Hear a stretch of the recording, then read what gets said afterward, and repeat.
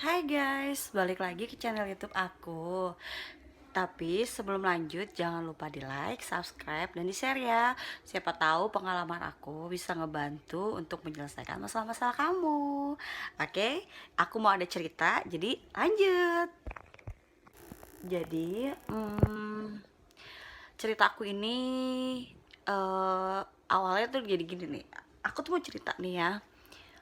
Kalian pernah gak sih punya temen dari ada yang dari kecil, kalian kan punya, kita kan kadang suka punya teman tuh sahabat ya, kalau nggak yang dari kecil atau nggak teman-teman SMA kita gitu kan, ada yang akrab banget sama kita gitu kan. Nah waktu itu kasus cerita aku itu, waktu itu suami aku yang waktu dia berlayar itu kan dia sempet ternyata di penjara, karena kan kita namanya pengantin baru kan nggak tahu tuh, apalagi sebagai awal jadi istri pelaut itu tuh nggak ngerti harus apa, terus dokumen apa yang harus kita simpen. Ini pengalaman loh. Jadi untuk kalian istri pelaut itu, kalian wajib menyimpan data-data diri suami kalian seperti paspor suami, terus buku pelaut suami, itu tuh wajib disimpan fotokopinya, karena suatu saat terjadi apa-apa, jadi kalian gak kayak aku gitu, harus cari sana sini gak ketemu gitu, karena memang tidak dikasih. Terus intinya sih buku pelaut sama paspor ya yang harus disimpan. Jadi buat pegangan kita, dan kalian yang sebagai istri pelaut itu wajib harus punya buku nikah. Kalau kayak aku kan Kristen kan, berarti aku tuh kayak sertifikat ya, kayak sertifikat, bentuknya bukan buku nikah. Jadi buku nikah itu wajib, karena kalau kita mau lapor ke Kemenlu sekalipun terjadi hal-hal yang tidak diinginkan di kapal itu, kita wajib untuk lapor. Itu mereka minta persyaratan, itu surat nikah, buku nikah. Itu wajib harus ada, dan alhamdulillahnya aku ada waktu itu. Jadi aku nggak tahu waktu itu posisi suami aku lagi di mana, aku nggak tahu, karena posisi dia waktu itu telepon jam 11 malam tuh, sempat telepon apa jam 10 malam tuh, dia sempat telepon bilang, "Mah, kalau papa besok nggak bisa ngubungin, berarti kuota papa habis ya." Cuman kok sampai 3 hari seminggu nggak nelfon gitu. Nah, itulah kepekaan sebagai seorang istri, kita harus peka, kok nggak ada kabar gitu kan, kok bisa. Sekarang gini, kalau laki-laki mau aneh-aneh juga kita perempuan tahu kok, kita tahu gelagat-gelagat itu, kita tahu persis banget, kita tahu. Makanya waktu itu posisi yang saya pengantin baru, saya nggak tahu apa-apa. Saya punya teman, jadi teman saya tuh, saya pengen cerita, jadi saya cerita ke dia, ternyata tiba-tiba dia itulah namanya kenapa kita tuh pengen ya, cuman namanya punya temen tuh dengerin aja gitu cerita kita nggak butuh namanya kita lagi ada masalah, kita lagi ada yang lagi pusing, lagi apa gitu ya, nggak mungkin kan kita tuh cerita. Memang kalau memang dikasih pendapat nggak masalah gitu kan. Terkadang ada beberapa teman itu tidak memberi saran ke kita, boro-boro ngasih saran, Bu, ada juga kita diomelin gitu kan. Nah, tipe kalau teman aku ini tuh dia ngomel. Jadi waktu itu suami saya nggak ada kabar, udah hampir ada kali 3-4 hari saya telepon nggak ada kabar.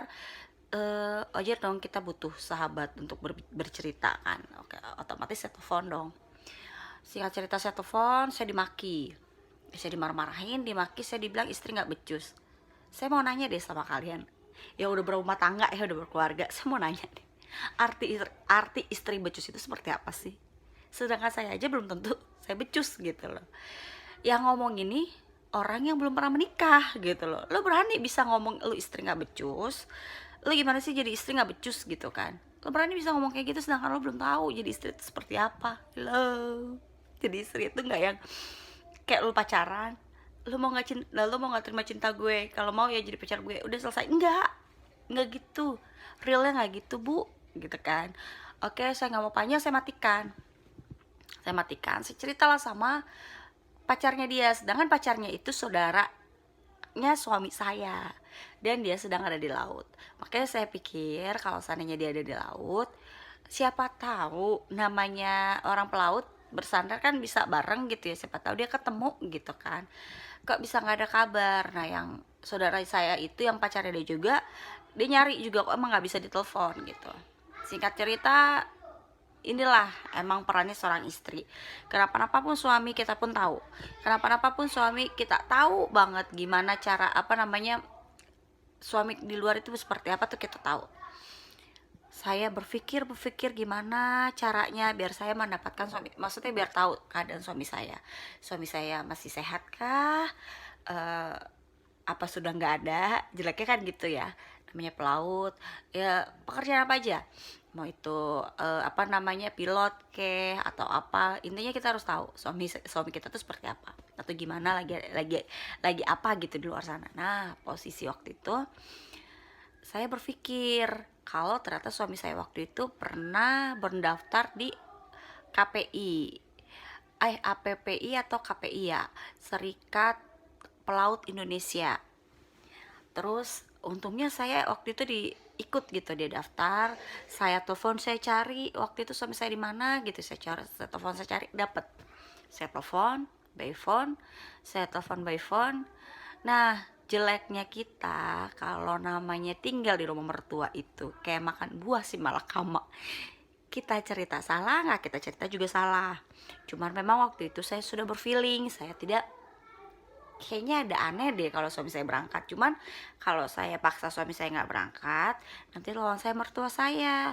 Kalau saya ngomong sama suami saya, nanti suami saya ribut sama saya. Jadi yang kalau orang Islam bilang Allah alam lah gitu kan. Kalau orang Kristen bilang dalam nama Yesus saja jalan gitu, yang langkah yang baik. Kita mah doain sebagai istri yang baik ya, doain. Singkat cerita, saya telepon, saya mau nggak mau, niat nggak niat bicara sama mertua saya. Galaknya nauzubillah, galak banget. Nah, berarti saya cerita, saya ngomong, suami mertua saya panik. Udah panik, dia kasih HP-nya ke saya belum ada kabar loh dari PPI.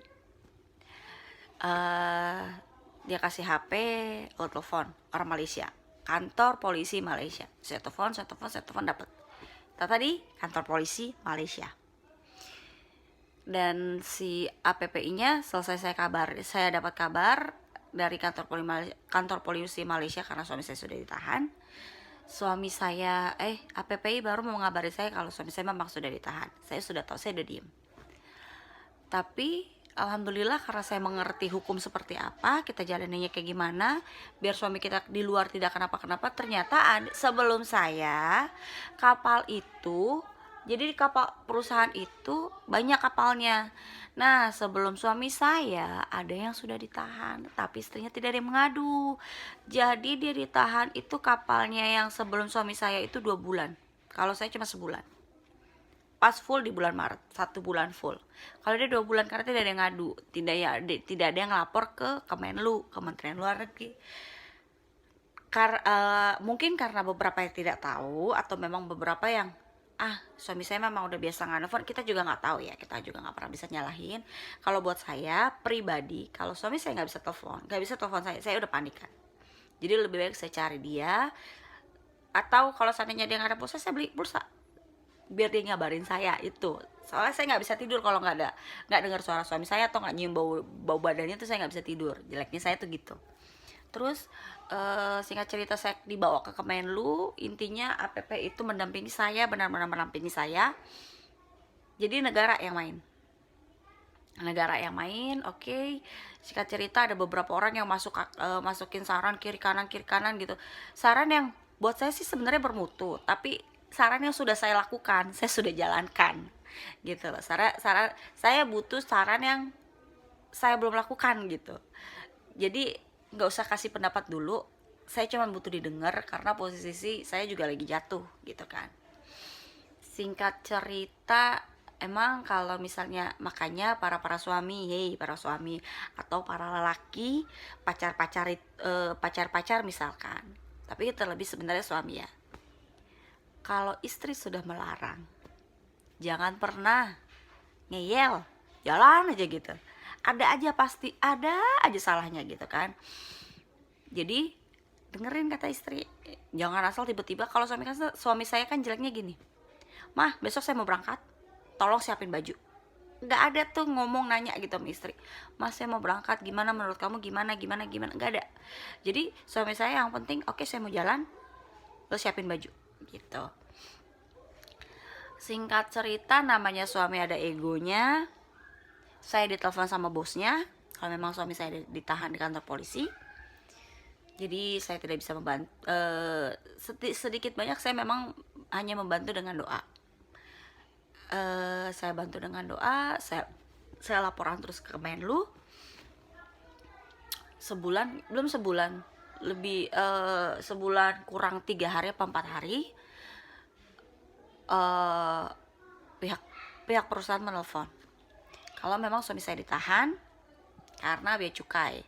Ternyata kita namanya bekerja kan, kita tidak tahu itu perusahaan bagus atau perusahaan ilegal atau tidak ilegal kan. Namanya kita bekerja kan, namanya seorang suami ingin menafkahi istrinya dengan uangnya sendiri.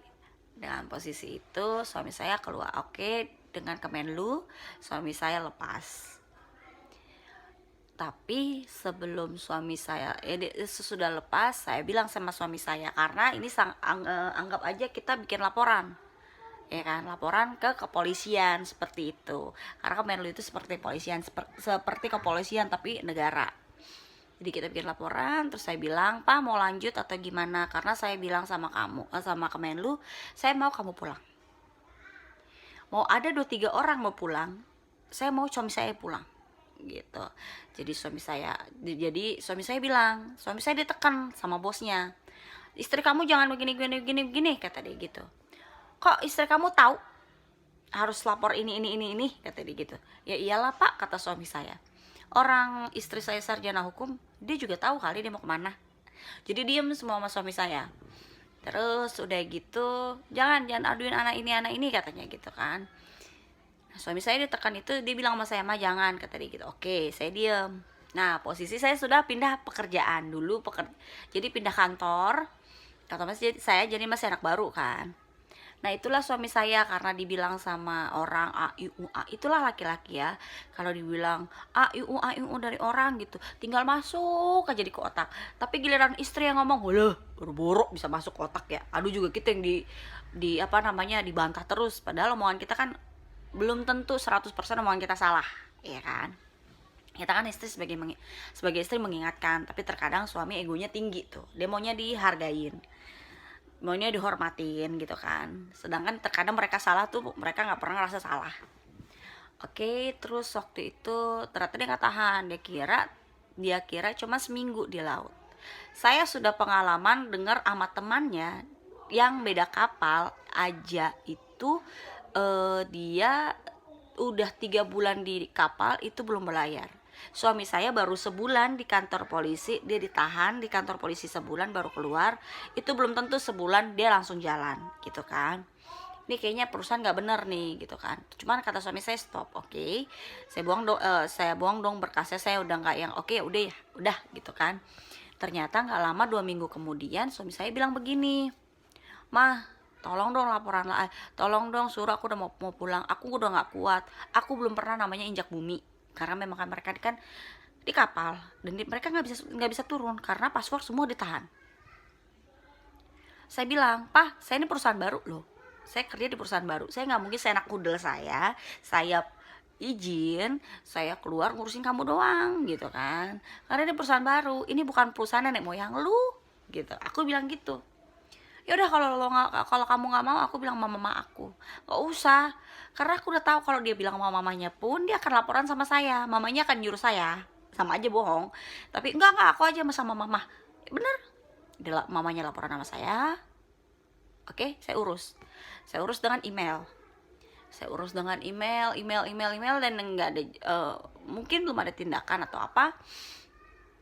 Nggak lama suami saya nelfon saya paksa saya kan. Saya bilang gini, Pak, saya lagi lembur, kamu tuh nanya kabar saya kayak lagi di mana, jangan cuma masalah kamu, saya juga punya urusan, saya juga kerja, saya juga di sini cari uang buat saya. Soalnya di waktu itu suami saya belum nggak nafkahin saya karena uangnya itu di ATM-nya dia, tidak ditransfer ke ATM saya. Jadi saya harus cari uang saya sendiri, nggak mungkin dong saya minta sama mertua saya gitu kan. Dan singkat cerita saya udah bilang kayak gitu, besoknya inilah makanya dibilang sama suami takut istri, mujarab omongan istri. Dia bilang sama saya begini, mah saya minta maaf ya kalau saya kemarin itu saya berangkat jalan sendiri tanpa pengetahuan mama, tanpa bilang sama mama, tanpa mau tahu pendapatnya mama, katanya gitu. Saya udah maafin, bener loh, Kemenlunya datang malam itu, dia minta maaf. Besoknya dia datangin Kemenlu, janji Kemenlu seminggu, ya kan. Lewat dari 2 minggu, suami saya masih yang push saya untuk dia pulang. Saya sampai tabrak mobil, saya sampai jelas-jelas tabrak mobil. Saya bawa motor sendiri malam-malam. Dia nelfon dengan paksa saya untuk, tolong dong, saya mau pulang. Saya sampai nabrak mobil, saya yang kalut gitu. Saya pulang kerja kok cuma diginiin gitu kan. Saya bilang lagi, Pak, kalau kamu telepon tuh tanya dulu kabar saya masih sehat apa udah mati, tuh kan. Jeleknya saya gitu, tanya saya dulu, jangan masalah kamu, saya juga punya masalah, bukan cuma kamu, gitu kan. Terus besoknya juga minta maaf sama saya, maafin saya ya, ya, saya nggak nanya kabar kamu, nggak nanya kepastian kamu atau gimana, kamu baik-baik aja atau di sana atau gimana, saya minta maaf, kata dia. Iya Pak, aku maafin. Bener, malam itu juga 2 minggu setelah dia minta maaf lagi. Malam itu juga, besok pagi dia diantar pulang, dijemput sama Kemenlu, dia pulang. Tapi bukannya saya nggak kerja, saya kerja apa yang dia minta saya email, karena saya tidak mungkin datang ke Kemenlu untuk ke push karena saya bekerja. Nah, singkat cerita, teman saya ini yang dari SMA marah sama saya, lucu. Dia yang menghina saya menjadi istri nggak becus, tapi dia marah sama saya, bingung deh. Tapi karena saya anggap dia teman, saya tahu dia baik sama saya, baik banget sama saya datang loh ke rumahnya 2 kali. Saya ngemis, sebagai sahabat saya ngemis. Dia tetap bersikukuh nggak mau temenan sama saya. Oke, it's okay, no problem. Saya mundur dari mereka, saya pindah kontrakan saya karena saya tidak betah lagi di rumah mertua. Saya keluar dari kontrakan sama suami saya. Yang penting ada dulu tempat tinggal. Nggak lama saya dengar kabar ini perempuan nggak jadi nikah sama keluarga suami saya. Sedangkan yang kenalin dia itu sama pasangannya itu saya. Nggak jadi nikah, saya nggak tahu apa-apa, saya nggak tahu tunjungannya seperti apa gitu kan. Tiba-tiba saya WhatsApp dia tahun kemarin, tanggal 1 Januari kemarin, saya bilang selamat tahun baru ya. Maksudnya saya sebagai orang, ya kita kan udah sama-sama besar ya, masalah suami saya juga udah selesai, udah kelar. Suami saya sudah di darat, saya juga dibilang udah jangan di laut ya, di darat juga masih bisa kita cari makan. Jadi kita lagi senang-senang ngurusin yang namanya berumah tangga. Urus rumah tangga itu nggak gampang banget, nggak gampang, itu susah banget. Jadi pas udah balik, dengar kabar dia nggak jadi menikah karena dia yang selingkuh. Halo, dia yang selingkuh ya Bu? Kenapa saya yang diomelin? Tiba-tiba saya dengar kabar kalau katanya saya yang ngomong ke mertua saya kalau dia sudah pernah hamil. Saya jahat sekali. Kalau saya jahat, saya nggak perlu minta maaf sama Anda yang di sana, ya. Saya nggak mungkin minta maaf sama Anda. Anda yang menghina saya, istri nggak becus, tapi Anda bilang saya kalau saya udah ngebongkar kalau Anda sudah hamil. Saya nggak tahu apa-apa. Saya urus rumah tangga saya sendiri. Itulah namanya persahabatan. Terkadang persahabatan itu nggak ada selamanya baik, ada aja jeleknya, ada aja merasa jeleknya. Jadi kalau buat saya sahabat itu ya cuman Tuhan aja.